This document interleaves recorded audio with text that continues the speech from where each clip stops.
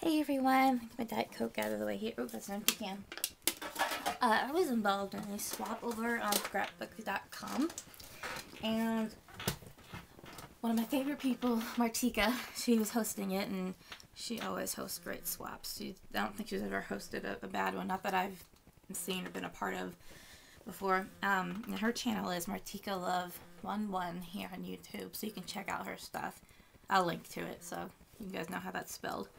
Sorry, my mouth is getting really dry from anti-nausea medication.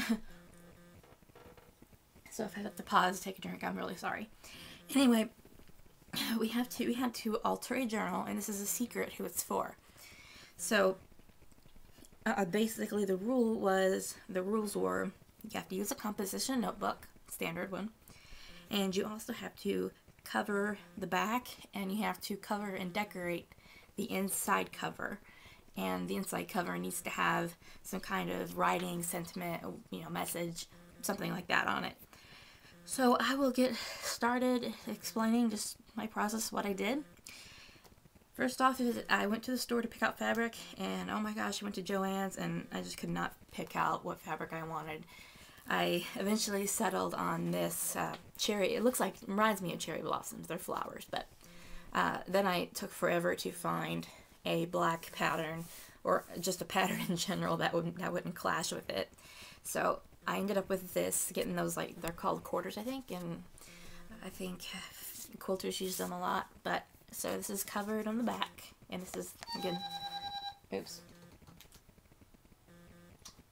okay, anyway, so what did I just say? Okay, my dad was texting me. Anyway, we have this ruffly kind of ribbon here that I put down as a buffer between the two fabrics. And then to add a little more pop, and I added this Venice lace that I'm in love with, and I ran out of it now. And then I used this silver balling or baling from Carla's 001 on Etsy. And then down here, the hardest part about decorating this was getting my concept. I didn't know what I really wanted it to be about. And so I finally came up with something, and I used my Tim Holtz key. It said heart. And then I thought, well, heart and soul. So I used one of the Tim Holtz ornate plates, and then I just printed the word and stress this and put it on pop dots. So it says heart and soul. And then I just kind of scattered around. It took me a long time to figure out exactly which flowers were going to go where, and so I partially colored this with some shade of Glimmer Mist. It was coming out pink when I used the Fire Brick Distress ink and painted with that, so I had to go over it, but it turned out okay, and I grunged it up just a little bit. I got the I Am Roses flower, or leaves, and of course the roses.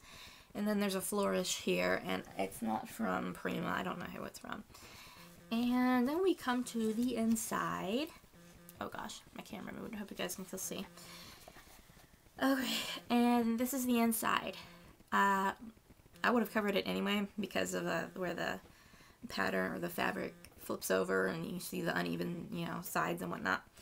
So I chose this paper that I had lying around from from Making Memories, or My Mind's Eye, sorry, and that was a sheet of loose paper at Hobby Lobby, and it's got glitter in it. It's glittery here, and it says fly. You can tell it says fly, and it's not. But anyway, so I decided I wanted to do a pocket after I saw my friend Deb do it in her journal, and I made mine out of the same fabric that I have lined on the back of this. And I used this Webster's lace to line it. And I don't know who makes these tags, but I put 3 of them in there. There's one, and I grunched these up, of course. There's another one, and then there's another one. So she can journal all she wants in this.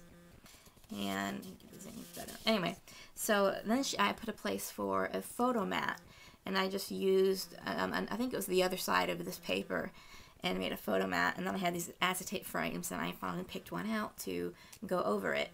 So she can put a photo there, and I just adhered this with glue dots So when she gets a photo in there, she can either, I mean, she can leave it like that. It doesn't have to be adhered down. It's not going, the picture's not going anywhere if you glue it down. But, you know, just so left it open so she can actually put a picture behind there.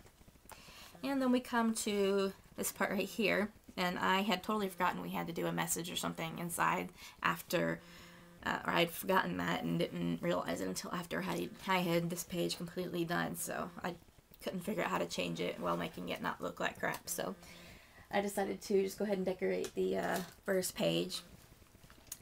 And I was trying to think of a quote, and I really love the quote from J.R.R. Tolkien, "Not all those who wander are lost."